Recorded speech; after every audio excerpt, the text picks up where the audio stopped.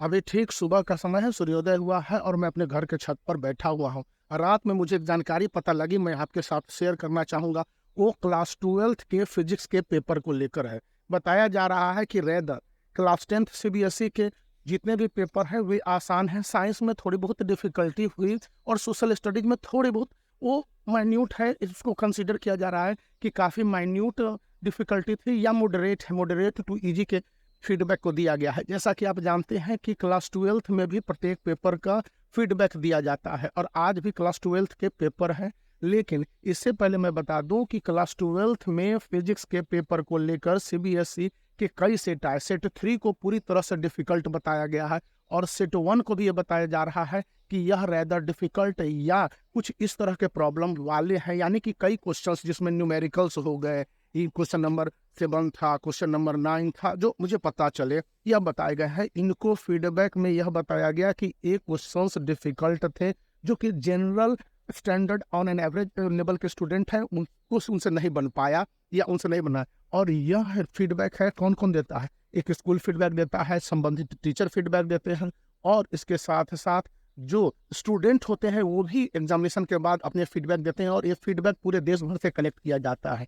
जैसा कि देश भर के मीडिया में यह इंफॉर्मेशन थी कि सीबीएसई क्लास 12th के जो ये फिजिक्स का पेपर है वो एक्सट्रीमली डिफिकल्ट या डिफिकल्ट की कैटेगरीज में रखा गया। तो इनके लिए क्या सब मैकेनिज्म हो सकते हैं? तो एक पॉसिबिलिटी बनती है मॉडरेशन की, क्योंकि एक सेट नंबर 2 है फिजिक्स क्लास 12th का, वो आसान है, लेकिन सेट नंबर 3 डिफिकल्ट है, उसको कम्प्लीटली डिफिकल्ट है। अब डिफिकल्ट क्या है? डिफिकल्ट का मतलब एक क्वेश्चन पेपर है जो कि आईआईटी लेवल के बताए जा रहे हैं, मतलब जो स्टूडेंट क्लास 12th के बाद जाना चाहते हैं ग्रेजुएशन लेवल पर या नीट के स्टूडेंट हैं, उनके लिए भी बन पाना बड़ा मुश्किल था। इतने कम समय में कन्फाइंड टाइम था और लॉन्ग आंसर वाले क्वेश्चंस थे, कॉम्प्लिकेटेड थे। क्वेश्चन नंबर 9 को लेकर भी बताया गया है। सेट 3 में क्वेश्चन, सेट 1 में बताया गया question number 4, question number 6। Objective type में भी 3 क्वेश्चंस पर इस तरह से उंगलियां उठाई गई हैं कि ये क्वेश्चंस कैसे दे दिए गए क्लास 12th के स्टूडेंट को, जबकि हम ये मान के चलते हैं कि वे बेसिक स्टूडेंट हैं। तो उस कंडीशन में ऐसे स्टूडेंट के लिए रिड्रेसल मैकेनिज्म, मतलब एक टर्म है, इसका मतलब हो गया कि स्टूडेंट को कुछ राहत दिए जा सकते हैं। इस बात की संभावना बनती है क्योंकि ये फीडबैक ही जिस तरह से है। उसके बाद सीबीएसई जो कॉपी चेकिंग के लिए, अभी क्लास 12th के फिजिक्स की कॉपी चेकिंग नहीं शुरू हुई है, लेकिन इन कॉपी चेकिंग को लेकर बताया जा रहा है कि कुछ राहत आ सकते हैं। अब क्या राहत है इसको लेकर नहीं है, मुझे कल रात में बताया गया, मैंने बहुत सारे अपने दोस्तों को फॉरवर्ड किया तो उन्होंने बताया है कि क्लास 12th में फिजिक्स के पेपर को लेकर कुछ सुविधाएं दी जा सकती है स्टूडेंट को जब कॉपी चेकिंग कर रहे होंगे।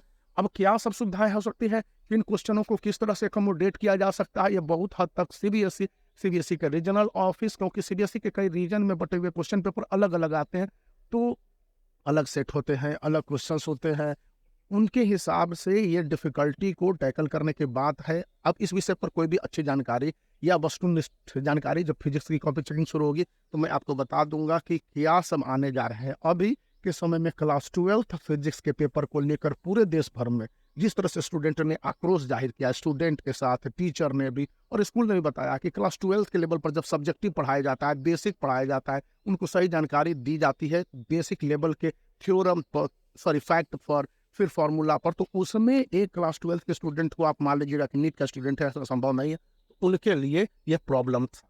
देखिए क्या होता है। लेकिन क्लास 12th के सीबीएसई 2024 के स्टूडेंट को रिड्रेसल मैकेनिज्म के तहत सुविधाएं दी जा सकती है। सकती मैं बोल रहा हूँ क्योंकि अभी कंफर्म नहीं है, कॉपी चेकिंग के लिए जब रूल्स आ जाएंगे, कॉपी चेकिंग शुरू हो जाएगा, मैं आपको डिटेल में बता